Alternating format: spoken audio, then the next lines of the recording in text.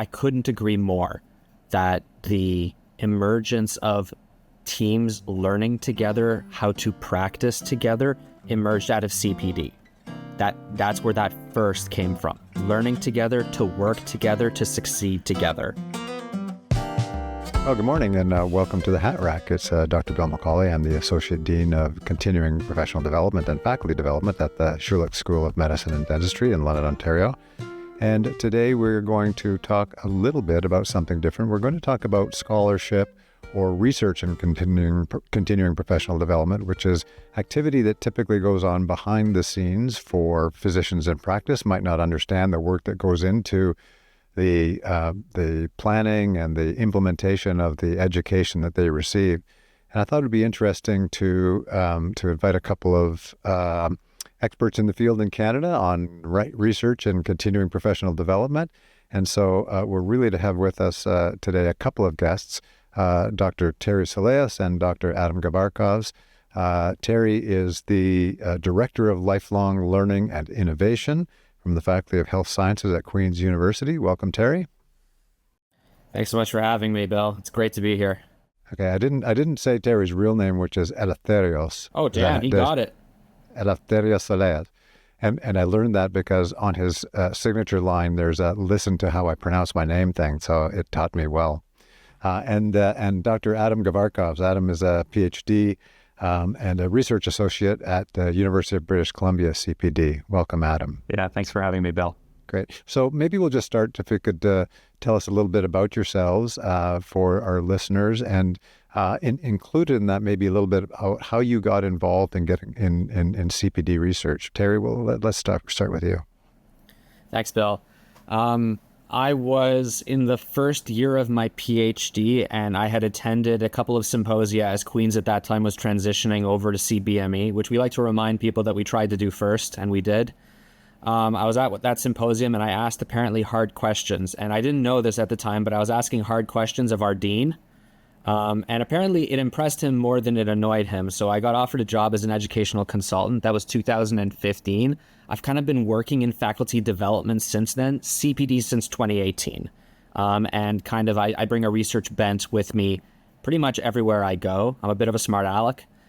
So I like to ask questions and I like to get answers. So that's how long I've been working. What's your academic background? So I'm a motivation psychologist by PhD, but before that I was a biology teacher. Right. Okay. And so the dean was there and you didn't know that it was the dean? How did that happen? That happened because I was in the Faculty of Education and this was the dean of the Faculty of Health Sciences. So I just thought that he was a kindly surgeon who was asking questions. And I'm like, surgeons like precise questions. And he asked me questions about statistics and I asked hard questions back. And right. Apparently that was Richard Resnick. Was that Dr. Resnick? That was Richard Resnick at that time. Yeah. Great. Richard Resnick, After that time, he went and said, this guy seems like a bit of a smart aleck and he seems to work hard. We'll put him in faculty development as an educational consultant. And then from ed consultant to director of continuing professional development to director of lifelong learning and innovation. I've had 3 title changes, but my job really hasn't changed all that much. Great. Okay, Adam, how about you? How did you get involved in this space? Yeah, thanks, Bill. So I completed my PhD in health professions education research in 2023. And so the scope of that field of research is understanding how health professionals and trainees across the continuum, from medical students to residents to practicing physicians to other health professionals like nurses, social workers, et cetera, how they learn and how to help them learn better. And so my PhD actually focused on how to design online learning for medical students. And one of the things I was really jealous of my fellow PhD students about through my PhD experience was that a lot of them were clinicians and a lot of them were able to experience the problems that they were trying to solve through their research, right? They were living the problems that they were trying to solve. Whereas I am not a clinician, and so it was all very abstract to me. And so after my PhD, I decided, hey, I want to actually work in health professions education, gain some experience delivering education, live the problems that I was trying to solve through my research, and perhaps that might make me a better researcher at the end of the day. And so I was fortunate enough to take a job as an educational developer in the CPD office at Schulich. And so Bill was fortunate enough to work with you for about 10 months or so, and really gained some insight into the everyday problems that are faced by CPD providers and how research can help address those problems, and then was fortunate enough to get a job here at UBC CPD as a research associate. So kind of fell into CPD somewhat accidentally, serendipitously, but really happy with the direction that my career has taken thus far. Great. And just for the record, we tried like anything to get Adam to stay here, but he had a great opportunity at UBC, and we're happy to see him there and thriving. So maybe we can start with just some general thoughts about, I think many physicians in practice wouldn't even think about research and continuing professional development, and even medical education research in general is a little bit of a black box for most physicians in practice. So what does it look like, scholarship in CPD, just in general terms? What are the types of things that people might want to look into with that? Terry, what do you think? Yeah, I'll go first. It can take on so many different forms, but more often than not, I find that it's addressing a challenge, or it's addressing a difficulty or something like that. You're typically finding a pain point and you're looking at solving it. So this can take the form of, how do people prefer learning on a specific topic? It could be scholarship in terms of developing and articulating what the needs are in a specific topic. It can also be program evaluation of a program after the fact. And sometimes that takes on a pre and post design. Sometimes it's situating your work within the literature. But to me, CPD scholarship is any scholarly endeavor in CPD. And if that answer comes off as a bit smart alecky, that was me telling you the truth with who I am at the start. Adam, what are your thoughts? Yeah, I think like Terry, it's tricky to encapsulate the whole field and its various foci in a 1-minute answer, let alone an entire podcast. And so I would encourage your listeners, if they're interested, go on the website and read the one of our core journals, which is the Journal of Continuing Education in the health professions, and just look at the articles that are published in that journal, and that will give you a good sense of the breadth of topics that can be addressed in our field. I'll say that I think there are some really core foci that have taken up researchers' attention over the decades that CPD scholarship has been alive and well.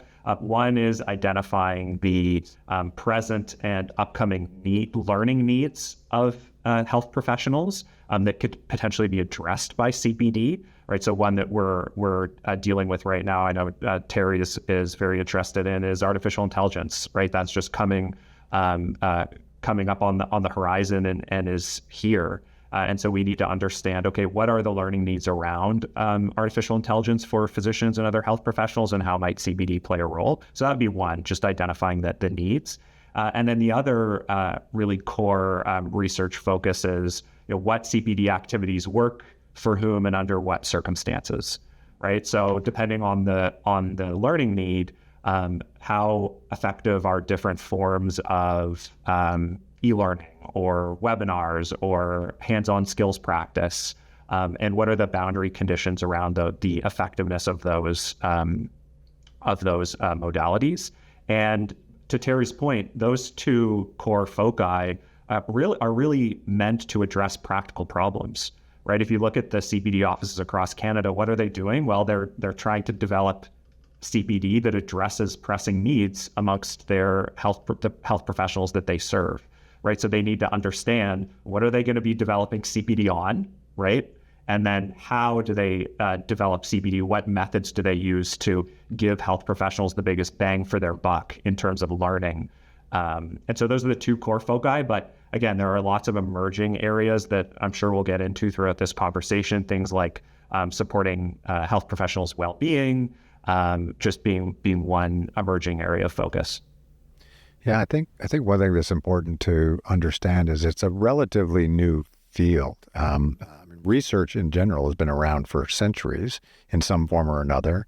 Research and continuing professional development is relatively new. Most of the Sort of the start of CPD research and publishing on that was probably in the late 80s, early to mid 90s, when some of the sentinel work from Dave Davis and others started coming out. And, I've been practicing medicine for 34 years now, so have been attending continuing professional development for that period of time. And it's changed. It's changed over that time frame. Initially, when I first started, CPD was attending conferences, it was reading journals, and it was lunches being put on by drug reps. That's what it was. And things have evolved substantially. And through the research in CPD, we've come to understand better, more effective ways of providing that CPD to individuals, where to provide it, how to provide it, and who should provide it, much through the efforts of CPD researchers such as yourselves. So what do you think are some of the changes that have happened with CPD over time that might be related to CPD research that has gone on over the past couple of decades?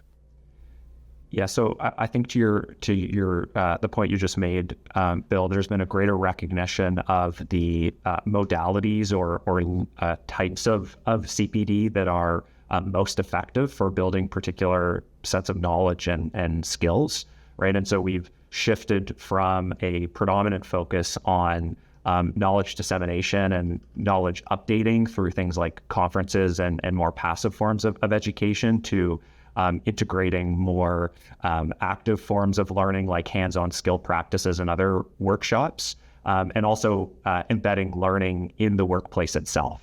Right, so there's less of a separation between where you do your work and where you do your learning.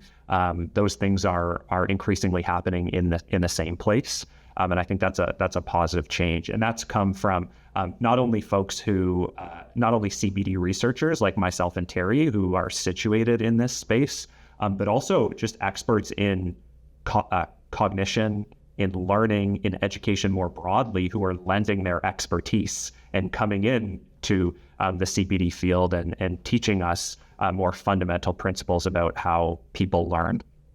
So I say that would be a big one. And then I think the other big one is the importance of complementing self-assessment with other forms of assessment. That's been a big learning for our field over the past few decades, is understanding that all humans have limitations in assessing their own skills and their own knowledge, strengths and weaknesses. And so it's really important that that folks seek out external forms of feedback, whether that comes from a colleague, patients, peers, supervisors, or even AI agents these days, to help guide their learning. And we see that manifested in the current CPD system, for instance, through assessment credits from the Royal College. So that's an example of how CPD research is informing CPD practice as well. Great. I want to pick up on the assessment piece in a bit, but Terry, I saw you nodding your head at a couple of things in there. What are your thoughts about how CPD has evolved? And I think you looked like you had something to say regarding the CPD in the workplace concept. I did. Actually, you look like you've got something to say about everything, but that's nothing new. That sounds about right. For this point, I'm actually quite glad that Adam went first. The reason being is because he said everything I was going to say and better. That's why he's chair of the AFMC's CPD Research Subcommittee. I would pick up on a couple of threads. So how we do CPD and how we study and measure the success of CPD has definitely changed during the course of Bill's life learning lifetime, certainly, if we think about the last 35 years. From the conferences where you are told what you need to do to now us going through how do we actually create and measure behavior change. It's not just that we told someone or that there is awareness of a concept. Let's pick a random one like aortic dissection. If there is such a concept that people were learning about way back when, they would have had an awareness of what it is, and this is who I need to refer to it for treatment. They didn't really get into the fundamental principles about how do different people learn about conditions like that. Like, how do people pick up topics out of cardiology or stuff like that when they themselves are not cardiologists? I don't think we had the translation across professions that we do now. CPD was very much siloed, isolated within your specific specialty. Now I think that with the understanding that collaborative practice results in better healthcare outcomes, we're starting to see people do more interdisciplinary CPD programs by default. It's not really exceptional anymore to do a collaborative practice-focused CPD program, and that's a darn good thing. The fact that the idea has caught fire tells us that it was a good idea, and we probably should have been doing it earlier. We're now studying that. This is the kind of CPD scholarship that really breaks down those silos and makes for a healthcare system that meets the needs of all, as opposed to a healthcare system predicated on individual subspecialty excellence. Mm-hmm. So, Adam, you brought up the concept of assessment, and I think that physicians typically have been raised in a culture in which there's a lack of acceptance of assessment. So people don't like to be told how they're doing in general. I think that might be changing somewhat. But you also recognize that through the best available evidence and CPD research, organizations like the Royal College have put extra credit merit on those processes that provide feedback and assessment to specialist physicians anyway.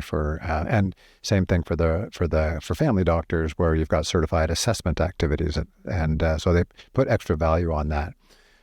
But physicians often are challenged to understand how they can get assessment of their practice.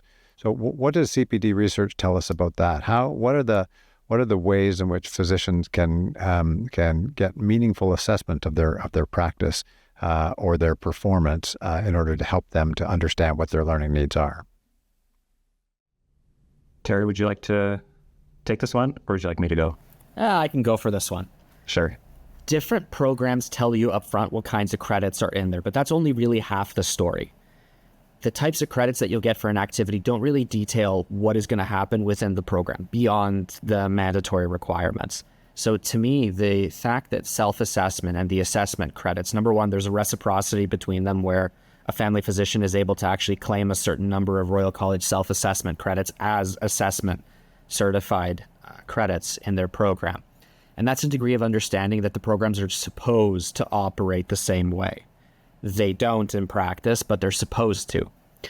The self-assessment in the Royal College paradigm is based on you bringing your own practice to a program, bringing along your thoughts, your instincts, and then kind of it being aligned with a gold standard in terms of what the latest articles, guidelines, or that sort of practice is ongoing.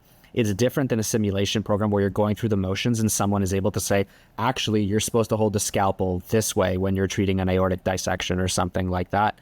But you would be in the assessment paradigm of the family physicians. You actually bring your own clinical data, and you yourself are going through your clinical data saying, oh, this is a pattern. I'm under-prescribing this or over-prescribing this, and this is what the guidelines are suggesting, and this is how I'm supposed to align my practice to it. It's kind of like there's an even more active coaching and mentoring in the assessment category than in the self-assessment, which is meant to be you being able to do it on your own. There are good faith reasons. There are good faith basis for both styles. One in that you retain ownership and self-direction in your program.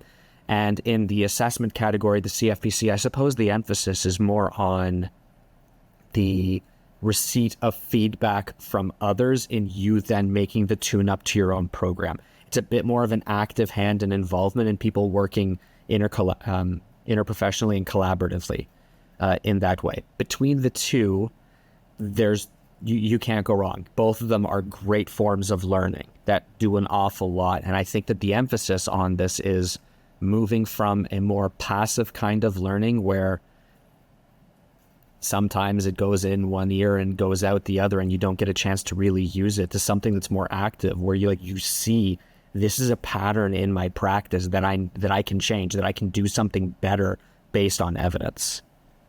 I think, and maybe Adam was going to talk about this. I think one thing that people might not understand is that through Kevin Eva's work in the sort of 2000s, also a UBC medical education researcher, really promoted the concept that physicians aren't very good at self-assessment. And it's not just physicians. Most healthcare professionals are not very good at self-assessment and need some sort of external assessment or external drivers to help them to understand what their needs really are. Adam, were you going to comment on that? Yeah, and again, it's not just health professionals; it's all humans. This is a universal human phenomena. And on the assessment front, I think Terry raised a number of different sources of feedback that physicians and other health professionals can engage with to inform their future learning efforts. And to Terry's point, it's not just moving from passive to active learning; it's moving from active to personalized learning, right? Because that's really the value. To me, one of the big sources of value of assessment. It allows you to really focus your learning efforts on high yield areas, right? Physicians, other health professionals, they don't have a lot of time to engage in learning, right? So to the extent to which we can help them engage in learning in a high yield direction, I think that that benefits everybody. Now, one modality of feedback, or one source of external feedback that I'm really interested in and that has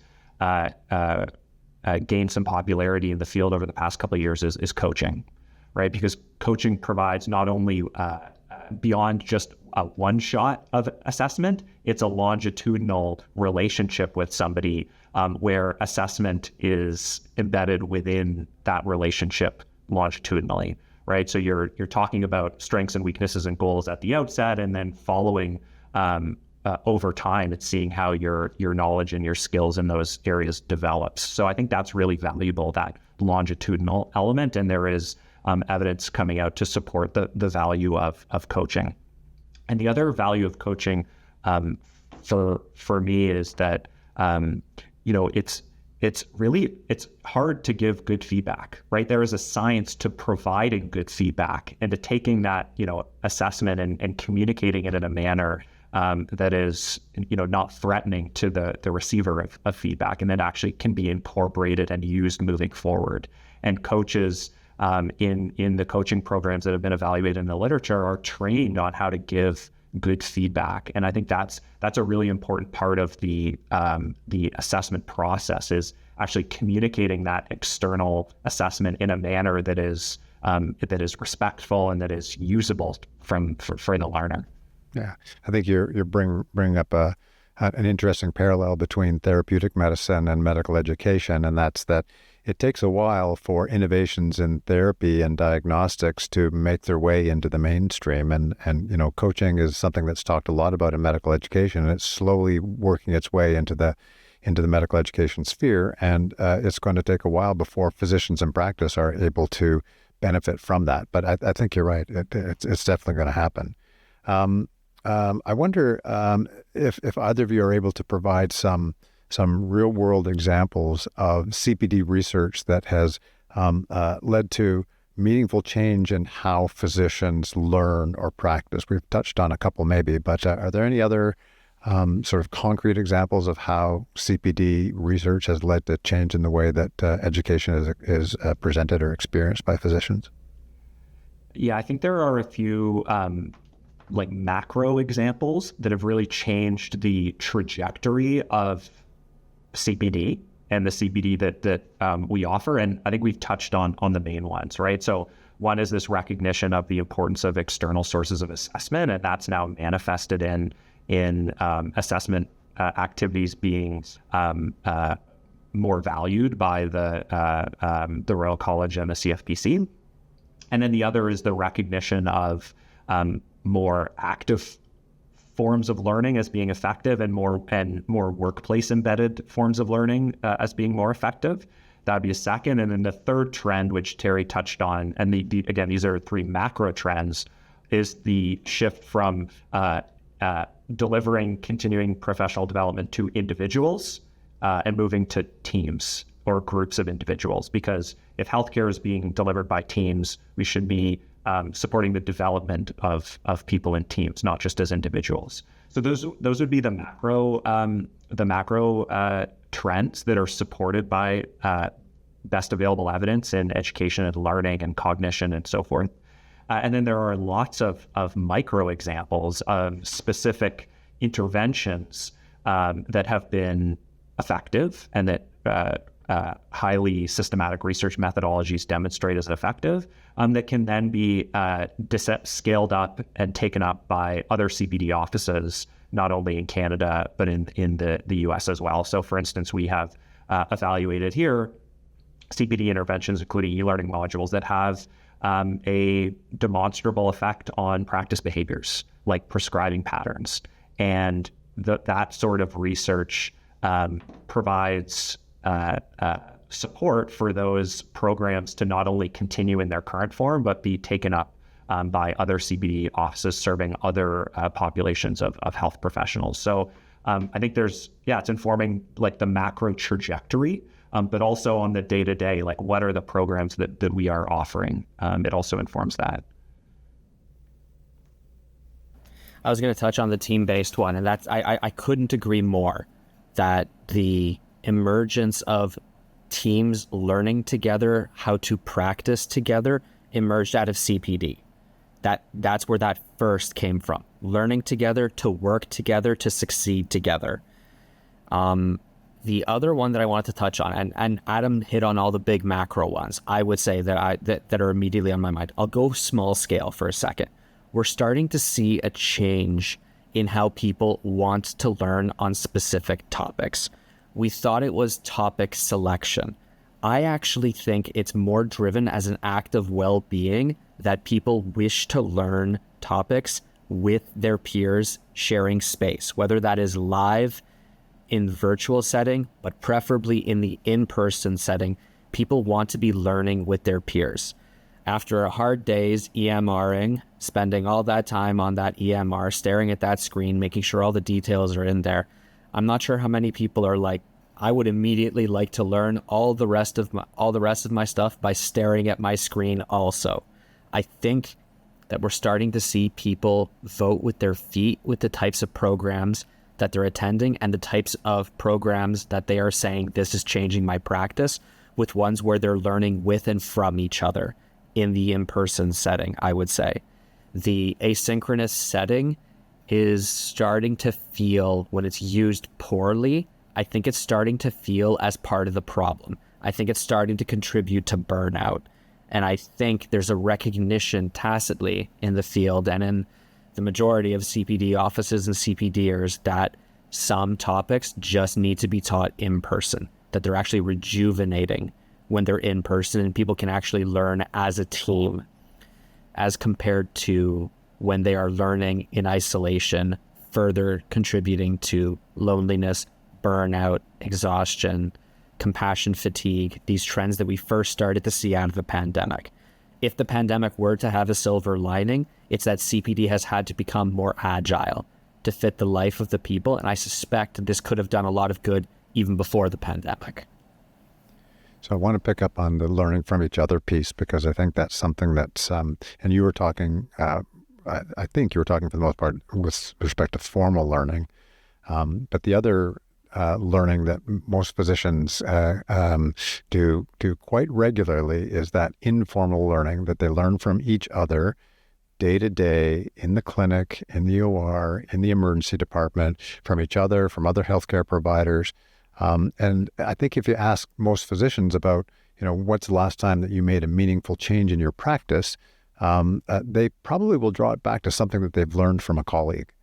And so it's a concept that I think people would agree is ubiquitous in medicine, but it's not all that well studied. It's not really, even physicians don't consider that formal learning or learning, despite the fact that it's probably some of the most effective learning that we do, because it actually causes us to change our behavior.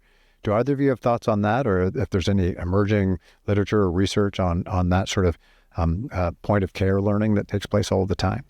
Yeah, it's very interesting, Bill, and I completely agree with you that even health professionals themselves may not recognize they're learning when learning is happening.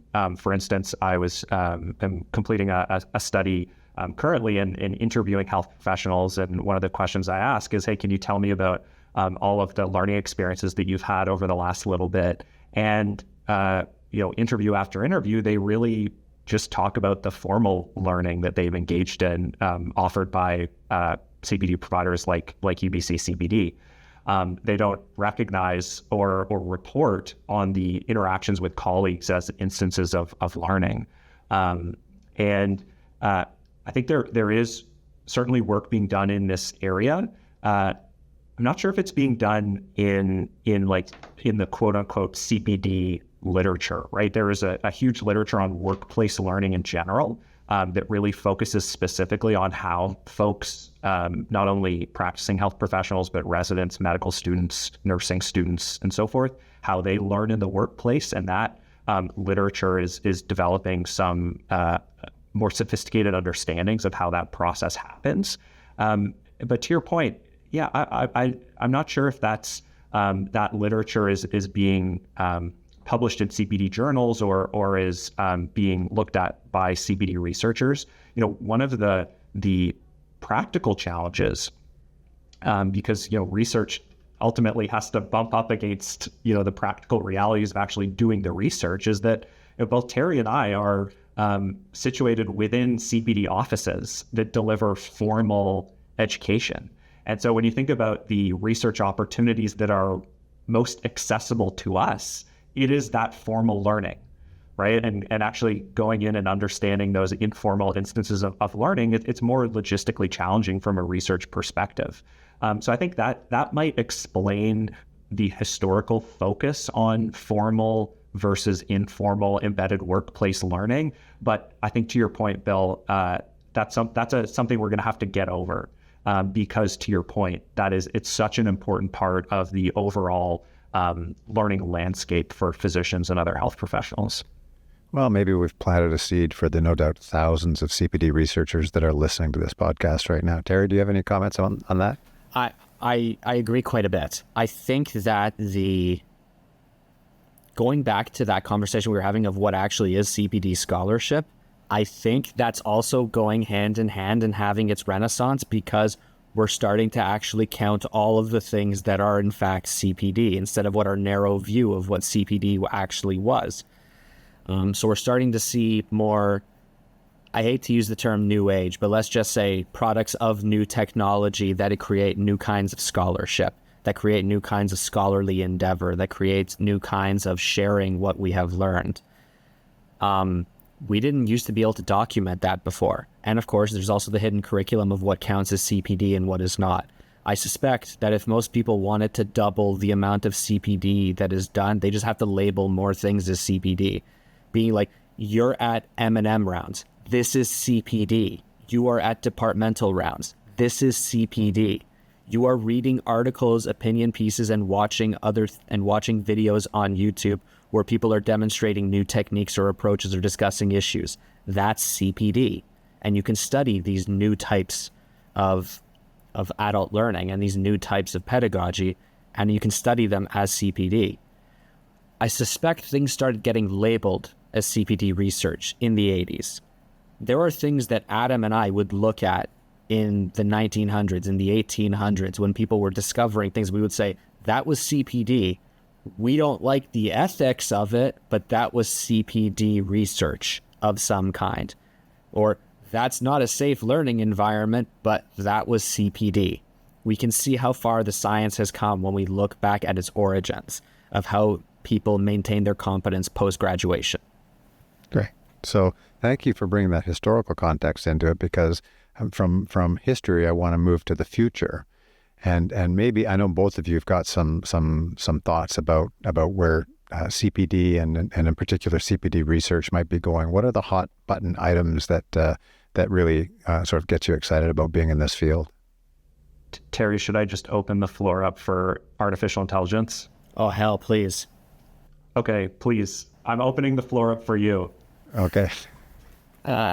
Adam and I are both doing great kinds of research in artificial intelligence, and we're certainly not alone. We're working with lots and lots of other people that see the potential for artificial intelligence to seriously influence the way that people learn how to be healthcare providers, as well as also how they maintain their competence once they have become healthcare providers. There's all kinds of interesting spaces here. There's also all kinds of really interesting landmines and things to navigate, barriers, considerations, and stuff like that. AI right now feels a little bit like the Wild West, which means people are kind of doing whatever their institutions are allowing them, or permissibly saying, yeah, that's fine, go ahead and do this. There's not really a heck of a lot of regulation with how people are using AIs right now. Now, Adam and I are from two institutions that actually do have fairly robust and august policies around the use of AI in teaching and learning. And as CPD offices, we're governed by our institution's rules. So not really a whole lot of Wild West here. There's not a whole lot of people uploading people's learning data without telling them that they're uploading learning data and then making a bot that gives them feedback. That is such a problematic thing to do without everybody knowing what's happening. Because think of all the privacy and confidentiality considerations of that. You're knowingly giving somebody's data to something that could be using it for training purposes, for commercialization purposes. So there's a whole lot of really interesting conundrums that CPD is navigating with using AI. There's also crazy potential available, super high potential, and the sky's the limit with our imagination. So one of the things that we're doing at Queen's is we're creating simulated patients that are dynamic and powered by AI. So I've built a couple and I give them all human names. So I've built Gladys, I've built Omar, I've built Matea. These are all in CPD space as well as in the faculty development space, where there's dynamic learning interactions that are now possible because we've given a simulated patient script to an AI and said, you are this person, let's help this person take their first steps interacting with this kind of patient. So what would that look like? What would a physician who was interacting with that sort of AI, what can you just describe what that would look like for someone? Sure. So the versions that I built first, and I think Adam's kind of working in this space as well. I know that UBC is doing great stuff too, but I'll talk a little bit about Queen's for a second because we also exist. And at Queen's, the first ones that I built were built with a thoracic surgeon here at Queen's, Dr. Wiley Chung, and we built ones that were in the CPD phase in terms of teaching people clinical reasoning. So patient comes in, she's been sitting in Emerge for a while, she's grouchy, hence I called her Gladys. I built her off of one or more people that I know, may or may not be a family member. May or may not be your mother-in-law. May or may not. We have Gladys, she's got a deep vein thrombosis. She's telling people the symptoms that she happens to have. But the important thing isn't that people get the diagnosis. It's people practicing the process of clinical reasoning. And it's doing it with a patient that's dynamic enough that it will be slightly different every time you speak with her, but also that it will coach you towards ask questions, gather a history, do investigations, then you start your approach from there. If you try and move too fast, Gladys gets awfully upset and just goes like, whoa, slow down. But there's also side doors that I've programmed into our bots where, for example, if you stop and say, I'm a learner, how am I doing so far? Gladys drops the personality and gives you constructive feedback based on what you've done so far with a rubric that I've programmed into her. The same deal with Matea, the same idea with Omar.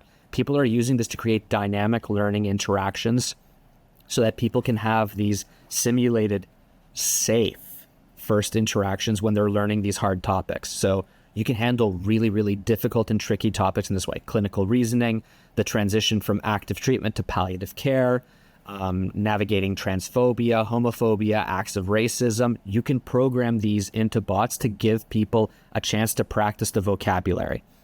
They exist in the chat box form. I'm experimenting with them being voice-driven, but currently the robots are doing, the bots are doing a great job of getting upset and of being super happy, but they don't do the middle very well in the way that a normal human being is speaking. Anyway, I'll stop there so we can hear from Adam. In its current version, then, if I'm interacting with Gladys, I'm typing into a chat box. You can type into a chat box, or you can turn on the voice mode at your peril. Because let me tell you, Gladys gets upset. Okay. All right. So you are interacting with Gladys, but there's not an avatar of Gladys at this point. Oh, this is CPD, Bill. We're not made of money. Okay. We'll do the avatars later when we start Someday. winning the NSERC and SHIRK grants. Okay. So, but this is first step towards a dynamic, interactive interaction with something on the computer screen that you can will change based on the way that you talk or what you say, or maybe even ultimately the inflection in your voice will change the way that computer-based image or text box responds to you. Yep. So we have images that people see. I wouldn't call them a particularly realistic avatar, because I also don't want to turn these into caricatures of people either. Sure. Until I can actually try and do it authentically. I have been told the price tag of building a realistic avatar per case, and I don't have that $10,000 in pocket change right now. Maybe UBC does, but not me. Okay. All right. Adam? So I think obviously AI is a big one, and falls into three buckets for me. So first is CPD on AI, right? So physicians and other health professionals are going to have to use AI, and thus will need to support their continued professional development and how to incorporate these tools into their practice. And I know Bill Schulich CPD hosted a conference on AI in healthcare in 2023 in this area, right? To support physicians in moving in this direction. So that's the first bucket. Then is AI in CPD. So utilizing these tools to help deliver continued professional development. And Terry provided a really great example of how we're currently using that. It's just one area. So for instance, we can think about how to use AI to process accreditation applications more quickly, right?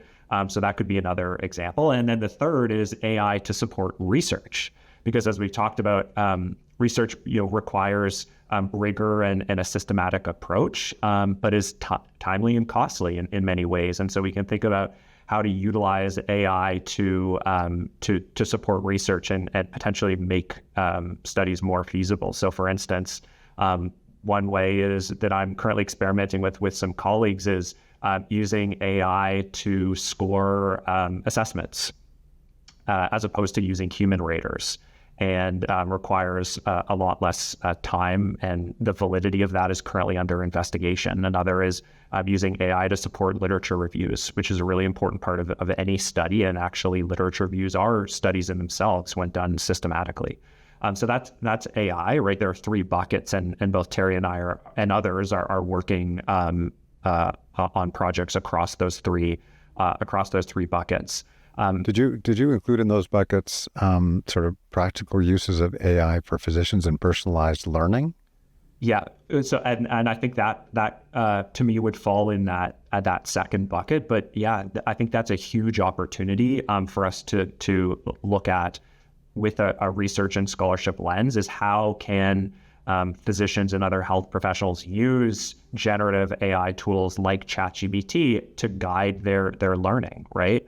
In a way, it is somewhat of I don't want to say a coaching relationship, because that affective connection is so important to coaching, but there is a back and forth interaction that you can have with a generative AI bot to support your learning, and we don't really know the affordances of that process yet. So that's something that's worth investigating too. I think there will be a day when there will be AI built into EMRs that automatically provide feedback back to physicians on their performance based on big data metrics and outcomes and those sorts of things. So that's another way of personalized learning, by using data to inform the type of learning from which you might benefit. Terry, you look like I think, Bill, you were one of the first people, I think, when to bring up this idea, at least in my sphere. The first one to, I think, ask about it was, we were talking about how EMRs can be a source of burnout. And you took a moment and you paused and you asked a question last NAC where you said, do you ever see a chance where an EMR might connect people with learning? And I'm thinking, well, that would be interesting. What if an EMR with an AI-powered adaptive mastery learning approach or something like that noticed that a person is chronically adding in short documentation that doesn't fully capture everything that occurred before.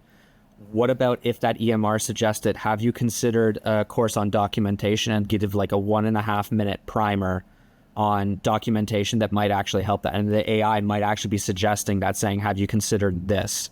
Or something like that, where you can start to see EMRs become a part of a learning ecosystem based on the live data that they're capturing. Now, that's fueled by predictive analytics, that's fueled by adaptive mastery and having these tools built. So I don't think we need to worry about AI putting CPD out of business. I think AI deployed correctly is going to give us new avenues for micro-learning that is constantly getting people learning at the right time in the right amounts. So I do want to move on from AI because I don't want this to devolve into just an AI, but I will point out, Terry, that some of those things already exist in ambient scribes, for example. Some of the ambient scribes that family doctors are using will provide them with feedback on their communication. So you spoke for 95% of that time, and the patient only spoke for 5% of that time. That can be some enlightening information to receive back, another way of getting feedback. Well, what about other things beyond AI in terms of the future of CPD and CPD research? Anyone have any other thoughts about that? Yeah, so I think team-based learning is a huge one, and just because when you get into a team, the interpersonal dynamics of that team become a huge determinant of the team's collective learning outcomes and performance change moving forward. And group dynamics and team functioning has received a lot of attention in the broader research literature over the past several decades. But I think it's important that we start considering, what do the teams look like in healthcare, right? Both in the hospital setting, in the primary care setting, and beyond, and understanding how do those teams interact? What are the dynamics that emerge in learning environments? How does psychological safety influence those dynamics, and how do those ultimately influence learning outcomes? Right, Terry, as a motivational researcher, myself is also interested in motivation. I think Terry would agree with me that the motivational dynamics become very complex when you're learning in groups, and I think we need to do a better job of understanding those dynamics and how we can structure team learning environments to support psychological safety and support a more fulsome sharing of information across team members, supporting some vulnerability in expressing learning needs and gaps and a lack of understanding, because that's ultimately how learning happens. So I think that's a huge opportunity for us that we need to dive into.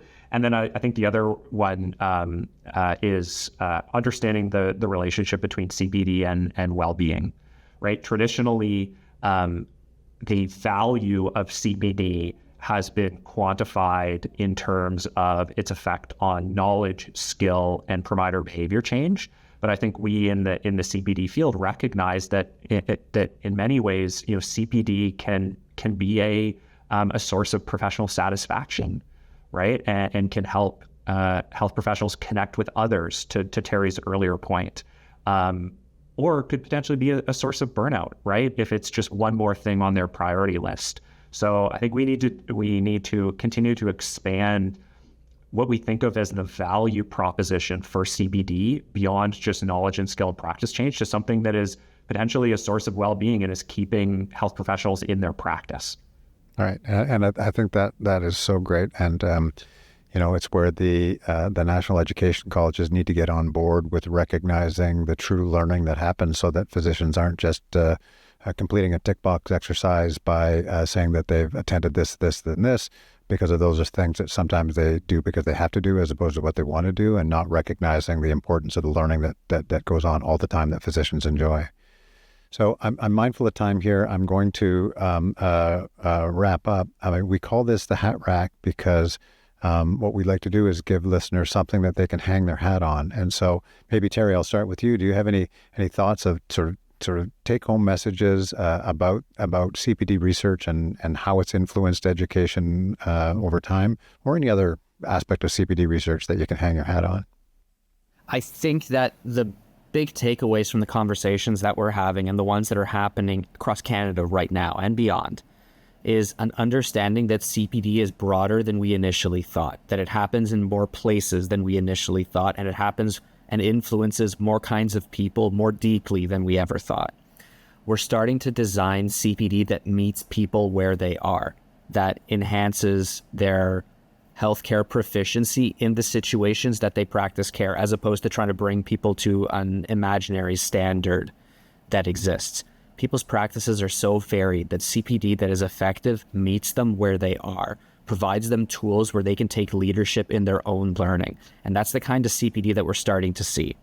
Conferences are here to stay, modules are here to stay, but the learning that is going to be persuasive is agile enough to fit into people's lives when they are going to need it, how they are going to need it, in a modality that they can actually use. And CPD research is doing the work of providing that kind of agile portfolio of learning that we probably haven't been thinking about before, and that it's within everyone's power to create a piece of that agile portfolio. As it turns out, we're all CPDers, just some of us wear the hat and some of us don't. Great. I would love to see CPD heading in that direction. So I'm really happy to hear that. Adam? Yeah, so Terry and I are both really committed to expanding CPD research capacity in Canada, right? We need more of this work to better support the providers of CPD in Canada and beyond. And so, we want more people to come into this field and conduct CPD research. And I'm sure many of your listeners, Bill, are folks, physicians or otherwise, who are delivering CPD, right? They're the ones who, either they're speaking at CPD events, or they're delivering the hidden CPD, right? The rounds that to Terry's point are CPD. And so I would encourage those listeners to reflect on the fact that those are latent opportunities for scholarship, right? And consider the opportunity in the future to take a scholarly lens and consider, what are the impacts of what I'm delivering on health professionals' knowledge, skill, well-being, professional satisfaction, and so forth, and consider getting involved in CPD research. There are representatives across CPD offices in Canada who are interested in CPD research, who are engaged in CPD research, who interested folks can reach out to and connect to help support them in getting on board to our community. So I would just really encourage folks to reach out if you're interested in doing CPD research. Perhaps you can put our contact information in the show notes, Bill. Absolutely, sure. And I'd also encourage, check out the Journal of Continuing Education in the Health Professions, because again, that gives you a good sense of what's going on in the field right now. And that's another link, Bill, that perhaps you can provide to your listeners. Sure. Okay, well, I just want to thank you both for joining today. I found this really enjoyable. This is the world that I live in, and I think it's nice to be able to bring this sort of behind the scenes information to listeners who may not have any idea that this even exists or what happens in this space. So thanks for sharing your thoughts about where this has been and where it's going. Thanks, Bill. Thanks, Bill. Bill, it's an absolute treat to come onto your podcast, especially since I know you've been big in both of our research lives on this one. Well, Bill, you're a mentor to us. Thank you. My only regret is that I didn't do it in person, because if we had done it in person, we might be able to enjoy some of Terry's baklava that he made fresh this morning, but maybe another time. We'll make it happen. Well, I found that a fascinating conversation. It's as I said, it's the world that I live in. And what I would take out of that is that I think it's important that listeners understand that CPD research has really been responsible for the movement of a lot of the changes that people might have experienced in how they're getting educated through their lives. So, for example, the concept of increasing reliance on assessment for the national colleges, that's as a result of CPD research. The importance of team-based learning and the increasing importance of team-based learning, that comes from CPD research. And what you're going to experience in the future with artificial intelligence and the many ways in which it's going to change the way we learn both from each other and in other ways, CPD research is going to help to inform where that goes. So I think it's been a great conversation, and we hope that you've learned something as well. You've been listening to The Hat Rack, hosted by Dr. Bill McCauley from Continuing Professional Development at Schulich School of Medicine and Dentistry, Western University in London, Ontario, Canada. Technical assistance for The Hat Rack is provided by Patrick Barfoot, Technology Support Specialist at Schulich. Original music was composed by Cameron Bereznik. Please contact us with any questions, comments, or suggestions for future topics or guests. We can be contacted by email at thehatrack@uwo.ca. Additional episode information can be found online at schulich.uwo.ca/CPD. For The Hat Rack, I'm Kimberly Bukala, Educational Developer at Schulich School of Medicine and Dentistry, Western University, leaving you with something to hang your hat on.